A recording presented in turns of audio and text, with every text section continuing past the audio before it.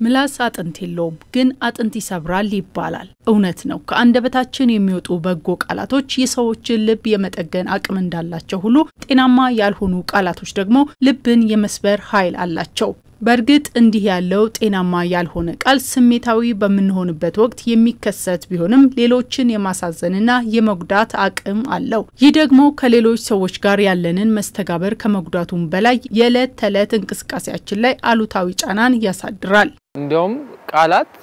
አጥንትን ይሰብራል ከፊዚካል ውንድ ይበልጥ ይሄ ሜንታል ውንድ በጣም ከባድ ነው ስለዚህ ቶሎ አይጠገንም ቢያንስ አንድ ጊዜ ፊዚካል ውንድ የሆነ ትሪትመንት ሊኖረው ይችላል ግን እነዚህ ሳይኮሎጂካል ውንዶች በጣም ከባድ ናቸው አንዴ ካደረስን በኋላ በተለይ ደግሞ ምን እንላቸው ሰው ለኛ በጣም ያስፈልጋሉ እንላቸው ሰዎች ለኛም በኩል ቢናገሩ የሚሰማን ስሜት አለ እናት አባት የሆነ እኛን የሚጎዳ ነገር ቢናገሩ ራሱ እንደሚከፋን ሁሉ እኛም ስናስወጣ በጣም መጠንቀቅ አለብን አንዴ በመሰለኝ ሰዎችን ተናግሬ ያውቃለሁ ያው ያሉን አካሄድ ነው በርግጥ ጸጽቶኝም ያውቃል እንደማንኛውም ሰው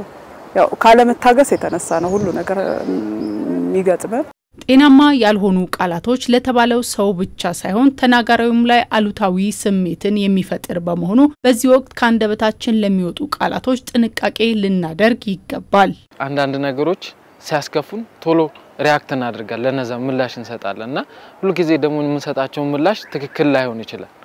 ስለዚህ በአብዛኛው አጋጥሞኝ ያውቃል አንዳንድ እንደሚባለው ለማያልፍ ቀን የማያልፍ ቃል አትናገር ይባላል ስለዚህ ያቺን ነገር በተቻለ መጠን ኮንትሮል አድርገን ስሜታችንን ምንም ያክል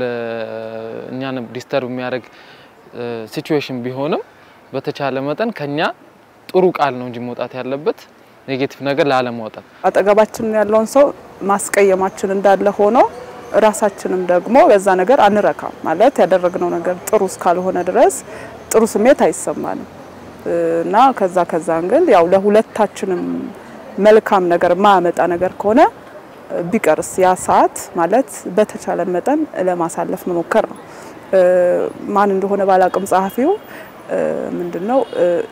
ክፉ ነገር ለመናገር ሲያስብ ምላሱን በመንከስ ያችን ሰዓት ያሳልፍ ነበር ያችን ቃል ላለማውጣት ማለት ነው እንደዚህ አይነት ልምዶችን ብናዳብር የስነ ልቦና አማካሪና ባለሙያው ኤርሚያስ ኪሮስ ከአንደበታችን የሚወጡ በጎ ወይም ጤናማ ያልሆኑ ቃላቶች አዎንታዊ ወይም አሉታዊ ተጽዕኖ የማድረስ አቅም አላቸው ባይ ናቸው አንድ ሰው እንደ ቀላል ስሜታዊ በሆነበት ወቅት የሚናገረው ጤናማ ያልሆነ ንግግር በሌሎች ላይ የሚያሳድረው ተጽዕኖ ቀላል እንዳልሆነም በመጠቆም ንግግራችን በሰዎች ህይወት ላይ ተጽዕኖ እንደሚፈጠር አንደርስታንድ አናደርግም ዝም ብለን ነው የምንናገረው ሳናስብ ነው የምንናገረው ይሄ የሚሆንበት ምክንያት ደግሞ ካፋችን የሚወጡ ቃላት አየር ላይ ተዘርተው የሚቀሩ ይመስለናል ይሄ በጣም ስህተት ነው የምንናገራቸው ቃላት አየር ላይ የሚዘሩ ሳይሆን አይምሮ ውስጥ ገብተው ልብ ውስጥ ገብተው የሚቀመጡ ናቸው ስለዚህ ምንናገራቸው ንግግሮች በሰዎች ህይወት ላይ ተጽዕኖ እንደሚፈጥሩ በመጀመሪያ ማወቅና መረዳት ያስፈልጋናል ሁለተኛ በጣም ጠቃሚ የሆነና ለራሴም በጣም ሄልፕፉል ሆኖ ያገኘሁት ነገር ምንድነው በጣም መጥፎ ቃላት የምንናገረው ስሜታዊ ስንሆን ነው የአይምሮ ሳይንስን የሚያጠኑ ሰዎች አንድ የሚነግሩን ሀቅ አለ ምንድነው ብዙን ጊዜ ስሜታዊ ከሆነን ምክንያታዊ ለመሆን እንቸገራለን ስሜታዊ ከሆነን ምክንያታዊ አንሆንም ስለዚህ በጣም ስንከፋ በጣም ስንበሳጭ መጥፎ ቃላትን እንናገራለን ከዛ ቆይተን ደግሞ ስሜቱ ሲበርድልን እንጸጸታለን በተለይም ወላጆች ልጆቻቸው ላይ የሚናገሯቸው ተገቢነት የሌላቸው ንግግሮች የልጆቻቸውን የወደፊት ህይወት የመበየን አቅም እንዳላቸው አማካሪው አብነት ጠቅሰው ያነሳሉ ከየት ነው የመጣው ብለን ስንፈትሽ ብዙን ጊዜ የምናገኘው ምንድነው ችግሩ ያለው ልጅነታቸው ላይ ነው በልጅነታቸው ነው ልባቸው የተሰበረው በልጅነታቸው ነው ውስጣቸው የተጎዳው እና ስለ ልጅነታቸው ስናወራ ብዙን ጊዜ የምንመለከተው ነገር ምንድነው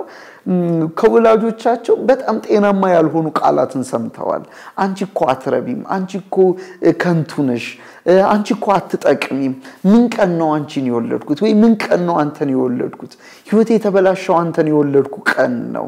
አንተን ወይንም አንቺን ባልወልድሽ ኖሮ ህይወቴ የተለየ ይሆን ነበር በጣም ውስጥን የሚጎዱ ቃላትን ልጆቹ እየሰሙ ነው ያደጉት እንደዚህ አይነት ጤናማ ያልሆኑ ቃላትን እየሰሙ ስላደጉ ለራሳቸው ጤናማ የሆነ አመለካከት አላቸው ስለዚህ እኔ እኮ አልጠቅምም እኔ እኮ አድረባም ምክንያቱም ልጆች ዓለማቸው ወላጆቻቸው ነው ምክንያቱም የልጅነት አይምሮ ያልዳበረ ስለሆነ እውነቱንና ውሸቱን መለየት አይችልም ስለዚህ በልጅነት አይምሮ አትጠቅምም የተባለ ሰው ካደገ በኋላ እጠቅማለሁ ብሎ ለማሰብ በጣም ነው የሚቸገረው ምክንያቱም በውስጡ አትጠቅምም የሚል ጠንካራ ድምጽ ከሚያምናቸው ሰዎች ስለመጣበት ማለት ነውና ወላጆቻቸው ስሜታዊ ሆነው ሊሆን ይችላል እነዚህን ቃላት የተናገሯቸው እነዚህ ቃላት ግን ልጆች ልብ ውስጥ ገብተው እስከማይወጡ ድረስ ዘመናቸውን ሁሉ ይቆጣጣሯቸዋል ጤናማ ያልሆኑ ንግግሮችን ለመግራት ይህን ብናደርግ ሲሉ ምክረ ሐሳባቸውን ያቀርባሉ ማሰብን መሰልጠን ያስፈልጋል የምናገረውን ነገር ከአፌ ከማውጣቴ በፊት በጣም ማሰብ ያስፈልገኛል የፈሰሰ ውሃ አይታፈስም ይባላልና ካንደበታችን የወጣውን ቃል በምንም ተአምር ልንመልሰው አንችልም ስለዚህ ከመናገራችን በፊት በጣም ማሰብ ያስፈልገናል እምናገረው ነገር ምንድነው ከዛ ሁለተኛ ደግሞ እምናገረው ነገር ለምንድነው ሶስተኛ ነገር እምናገረው ነገር ደግሞ ምን አይነት ተጽዕኖ ይፈጥራል ብሎ ማሰብ በጣም ያስፈልጋል አንዳንድ ሰዎች ሳያስቡ መናገርን ስለተለማመዱ አስቦ መናገር በጣም ይቸግራቸዋል ስለዚህ መፍትሄው መለማመድ ነው አይምሮን ማሰልጠን ራስን ማሰልጠን ከመናገር በፊት ትንሽ ጊዜ መውሰድ በጣም ያስፈልጋል ሌላው ጤናማ ያልሆነ ንግግርን ለማስወገድ የሚረዳ ነገር በጣም ስሜታዊ ሲሆኑ ከሰዎች ጋር አለማውራት በቃ ስሜታዊ ሲሆኑ በጣም ሲቆጡ በጣም ሲበሳጩና ሊቆጣጠሩት የማይችሉት አይነት ስሜት ላይ ሲሆኑ ከሰዎች ጋር አለመነጋገር በጣም ጥሩ ነው